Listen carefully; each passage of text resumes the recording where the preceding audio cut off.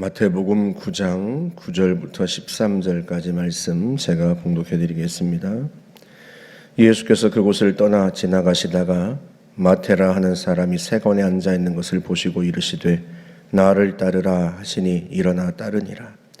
예수께서 마태의 집에서 앉아 음식을 잡수실 때에 많은 세리와 죄인들이 와서 예수와 그의 제자들과 함께 앉았더니 바리새인들이 보고 그의 제자들에게 이르되 어찌하여 너희 선생은 세리와 죄인들과 함께 잡수시느냐? 예수께서 들으시고 이르시되 건강한 자에게는 의사가 쓸데없고 병든 자에게라야 쓸데있느니라. 너희는 가서 내가 긍휼을 원하고 제사를 원하지 아니하노라 하신 뜻이 무엇인지 배우라. 나는 의인을 부르러 온 것이 아니요 죄인을 부르러 왔노라 하시니라. 아멘.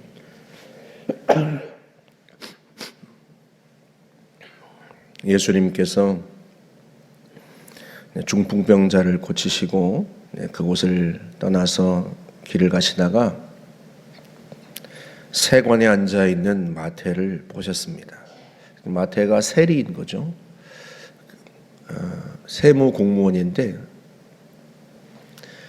그 당시 세리는 매국노 취급을 받았습니다. 왜냐하면 이스라엘이 로마의 압제 아래에 있었는데 이스라엘 사람들 자국민에게서 세금을 거두어서 로마에 바치는 역할을 했단 말이죠.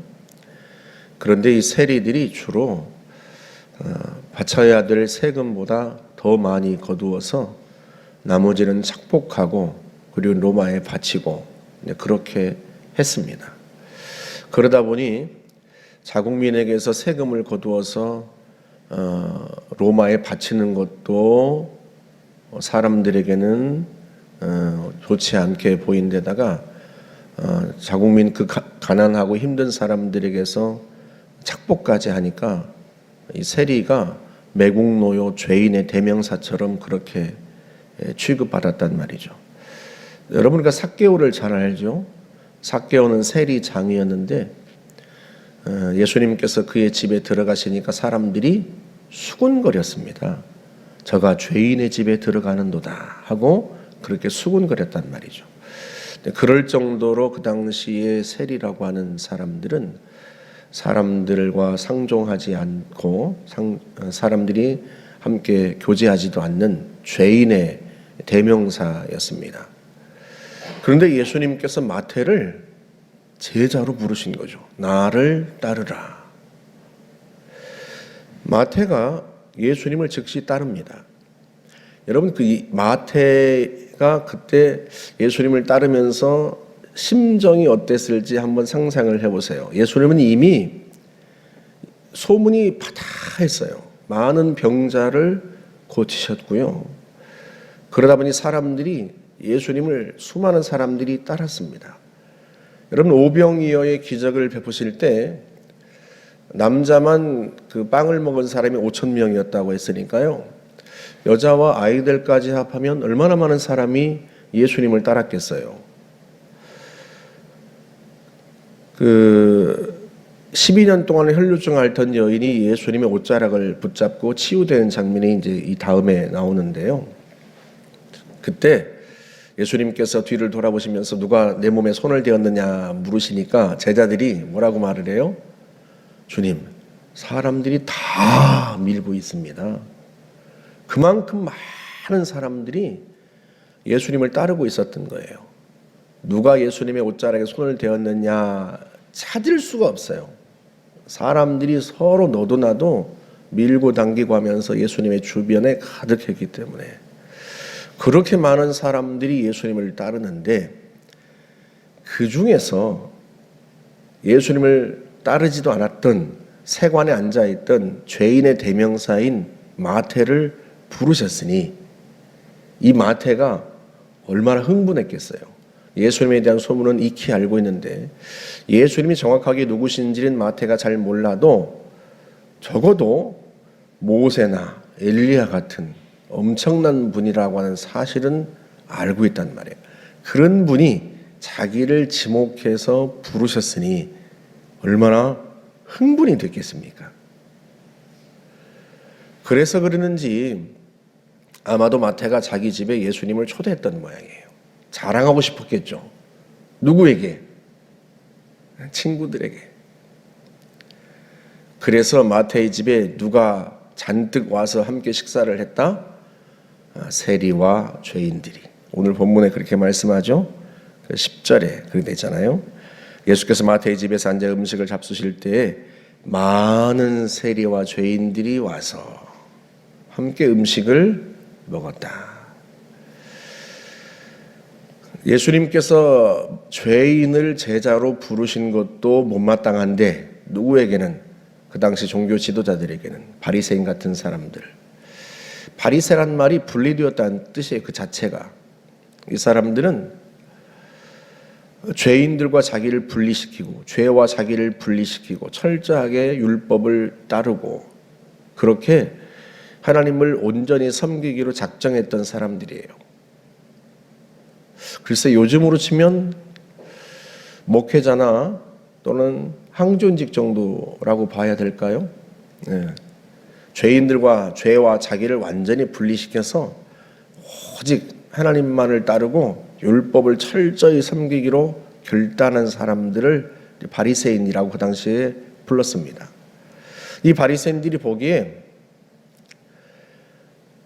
자기들은 죄와 자기를 분리시키고 죄인들과 자기들을 분리시키고 살아가는데 예수라는 분이 많은 죄인과 세리들 틈에서 음식을 잡수시는 모양새가 너무 못마땅한 거죠. 그래서 제자들에게 묻는 거예요. 너희 선생은 어찌하여 세리와 죄인들과 함께 잡수시느냐. 이게 핀잔이죠. 질문이라기보다는. 근데 예수님이 그 말씀을 들으시고 뭐라고 대답하세요? 너희는 가서 인애를 원하고 제사를 원치 않는다 하는 뜻이 무엇인지 배우고 오라. 그렇게 말씀하십니다. 이게 호세아서 6장 6절의 말씀인데요. 나는 인애를 원하고 제사를 원하지 아니하며 번제보다 하나님 아는 것을 원하노라 하고 호세아 선지자를 통해서 하신 말씀이에요. 많은 사람들이 제사를 드리고 번제를 드리지만 정작 하나님이 원하시는 것이 무엇인지는 모른다. 그런 의미입니다. 오죽하면 하나님께서 호세아를 통해서 그걸 가르쳐 주시려고 창녀를 데려다가 아내를 삼으라고 호세아에게 명령했겠어요?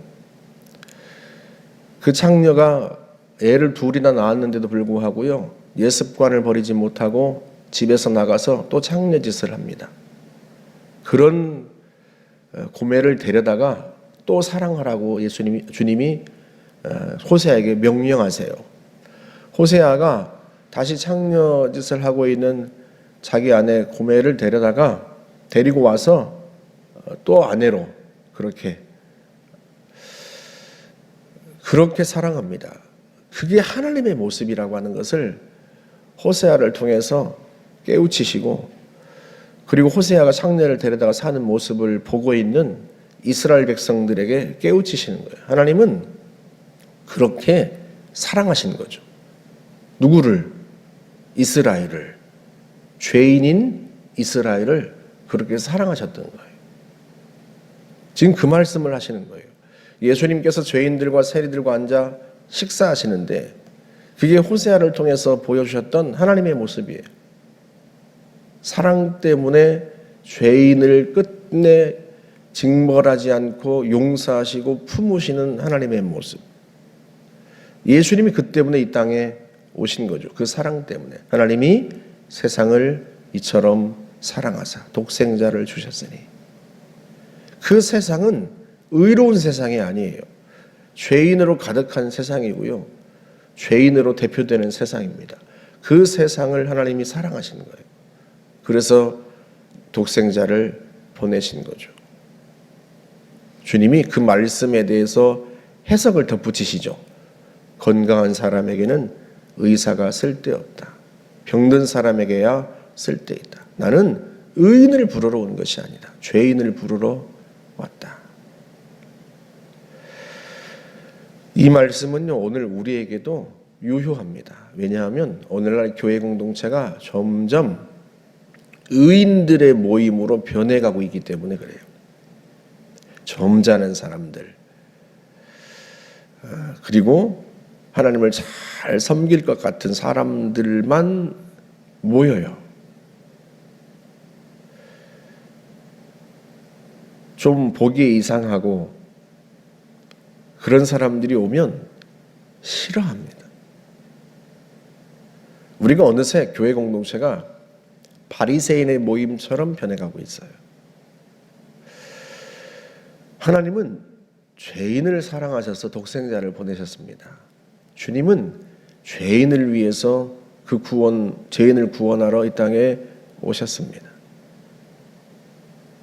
우리가 그 하나님의 마음을 알아야 해요. 가끔 교회에 이제 어려운, 정말 가난한 노인분들이 가끔 오세요. 저는 그런 생각을 해요. 예수님이라면 어떻게 하셨을까? 예수님이라면 환대하셨겠죠. 예수를 믿으러 온 게 아니지만 그럼에도 불구하고 교회에 왔다는 것 자체가 하나님의 긍휼을 바란 거 아니겠습니까? 긍휼을 바라고 온 거예요. 누군가의 긍휼을 바라고 온 겁니다. 그럼 당연히 예수님이라면 환대하셨겠죠. 여러분, 마태가 예수님을 믿어서 예수님께서 그를 부르셨을까요? 마태의 친구들이 예수님을 믿었기 때문에 예수님과 함께 식사를 했을까요? 저는 그렇지 않았을 거라고 봐요. 그런데 예수님은 그들을 환대하신 거예요. 그들을 환대하시고 그들과 함께 식사를 하신 거죠. 그게 누군가의 눈에는 굉장히 볼썽사납게 보였을지 모르지만 그때 그 자리에 초대받은 많은 사람들은 너무 행복하죠. 결국은 예수를 믿게 되지 않았을까요? 그런 예수님을 보면서, 자기들을 환대하는 예수님을 보면서 그들은 주님을 따르게 된 거죠. 마태는 진심으로 주님의 제자가 된 거예요. 그래서 복음서를 기록하는 거죠. 교회는 환대하는 공동체가 되어야 합니다. 누구를? 죄인을. 우리도 지금도 여전히 죄인입니다. 우리 중에 누가 죄가 하나도 없는 의인이라고 자신을 내세울 수 있는 사람이 누가 있겠습니까? 우리는 지금도 주님 보시기에 죄인입니다. 다만 주님이 우리를 불쌍히 여기시고 환대하셨기 때문에, 주님이 나를 받아주셨기 때문에 내가 의인인 것처럼 살아가는 것 뿐이에요. 그리고 점점 그 주님이 좋아서 주님을 닮아가고 변화되어 가고 있는 과정 속에 있단 말이죠. 우리도 그런데 또 다른 우리가 보기에 저 사람은 참 왜 저렇게 살지 하고 생각하는 그런 누군가가 혹여라도 교회에 온다면 그들을 환대해서, 주님께서 그들을 환대하시고 자신을 내어주시고 구원하신 것처럼 우리도 그래야 한단 말이죠. 왜? 교회는 주님의 몸이기 때문에 그렇습니다. 내 마음에 드는 사람들을 데려다가 함께 신앙생활하는 공동체가 아니라 주님이 원하시는 사람들을 데려다가 함께 살아가는 공동체가 교회예요. 우리가 오늘도 주님의 말씀을 오늘날에도 여전히 마음에 새기고 살아야 합니다. 주님은 의인을 부르러 온 것이 아니고 괜찮은 사람들을 부르러 온 게 아니라 죄인을 부르러 오셨고요. 구원과 긍휼이 필요한 사람들을 부르러 오셨습니다. 지금도 여전히 그런 구원받아야 될 영혼들을 환대하는 그런 공동체가 될 수 있기를 주님의 이름으로 부탁드립니다. 함께 기도하겠습니다. 하나님 아버지, 감사합니다. 주님이 우리를 환대하시고 품에 안으셔서 구원하신 은총을 감사합니다. 우리 역시도 주님의 마음처럼 그렇게 많은 사람들을 환대하여 불쌍히 여겨 구원하는 하나님의 사람들이 되기를 원합니다. 교회가 그런 곳이 되게 하옵소서. 예수님의 이름으로 기도하옵나이다. 아멘.